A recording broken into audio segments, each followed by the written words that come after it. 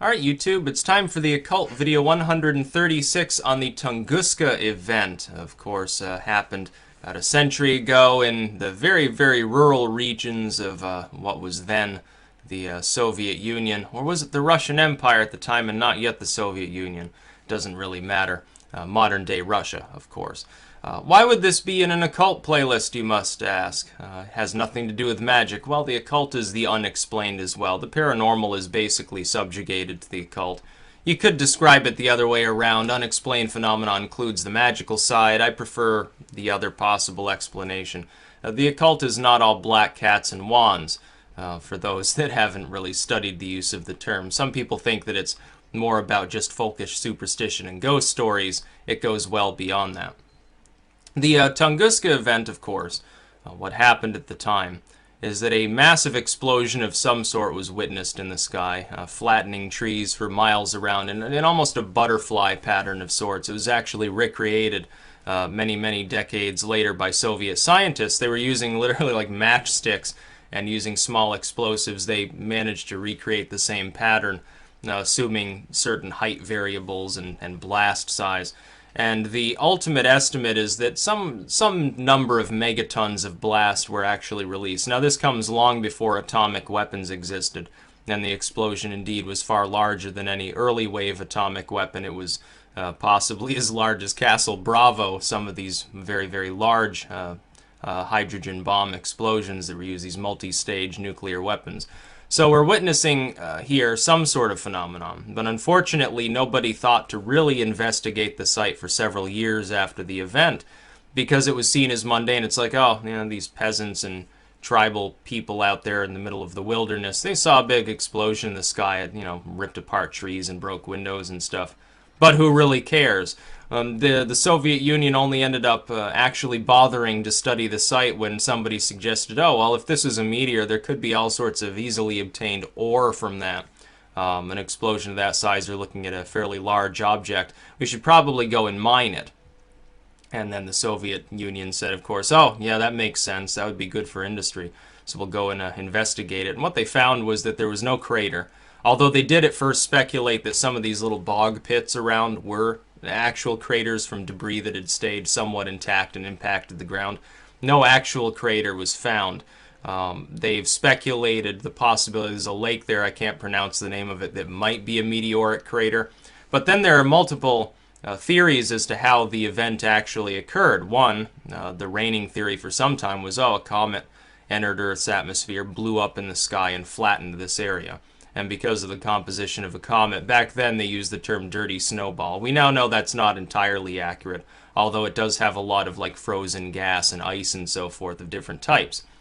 They speculated, well, the water vapor from that explains the sort of glowing lights that people witnessed from the event.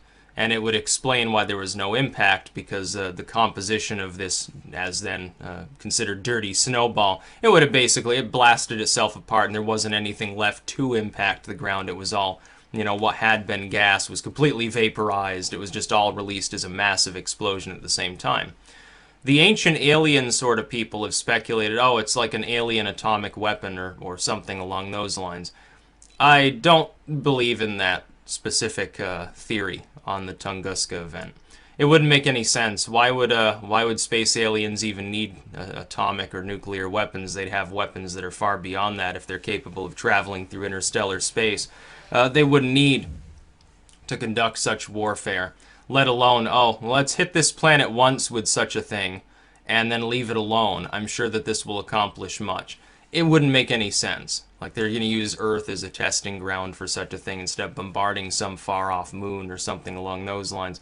Now, I think the more pragmatic solution is that we're witnessing a natural event. It fits in with the occult, though, because anything mysterious along those lines, it spawns legends, urban legends or folk tales of some sort or another. Certainly was in the minds of the people there at the time.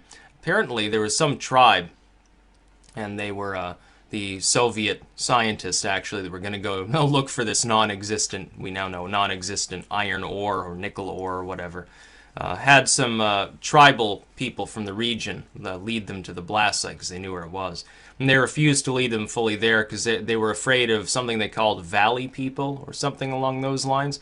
Now, I'm not sure what that's a reference to. I would love to read more about that specific folktale. I wish I could find some literature on the subject because it sounds. Are we talking about some sort of like Bigfoot style legend, or like, oh, there are still like uncontacted Stone Age tribes in the area that have a tendency towards cannibalism, or are we talking about spirits and ghosts? That would be interesting to read about. But regardless of what caused it, whether it was an asteroid, some meteor thing, something solid, or a comet, some people have suggested the possibility that a huge cloud of gas, flammable gas, rose up sort of out of the Earth. And then during a lightning storm, and there were reports of what people called lightning at the time, so I guess that gives it some credence, that the gas was ignited, and then the flame traveled underground to the repository of this flammable material and then exploded. The problem, I think, with that theory is that there's no crater. I would think that there'd be a crater left behind from such a thing, unless you're talking about just the cloud of gas igniting. But then during a period where there's lightning, presumably more wind and precipitation, it wouldn't explain how it was such a large explosion of that specific type. It explains the glowy lights, but then the comet explanation does more ably, with perhaps more common sense. The asteroid theory at first doesn't make quite as much sense, in my opinion, because such a solid body, even after such an explosion like we saw in Russia not that many years ago, actually, they had a significant atomic-sized explosion from a meteor entering the atmosphere there. The Chernobylsk meteor, I believe it was called. But it wouldn't explain why there was no impacted material. It's like when that meteor exploded in the sky, there was still some solid debris left that hit the ground. It didn't produce anything meaningful. We're talking, a toaster-sized chunk at most. Nothing like that was found in the wake of Tunguska. And because the local natives apparently wouldn't even go to that area, they weren't harvesting any solid remains and removing them. The composition, once studied in trees, there appeared to be high in nickel, so that could be indicative of such a thing, but it could also indicate a comet that just has a weird composition. I think the comet theory fits in best, specifically because there's no major debris left behind. You would think that that wouldn't happen with an asteroid or an iron meteor. It wouldn't happen as far as having no crater with a gas explosion, probably. So I think comet fits in best. The ancient alien stuff we can leave aside for the Tunguska event. It's been talked about before. Some people said, oh, somehow some group of people, either within the Soviet Union or somebody else, actually managed to make an atomic weapon at the time.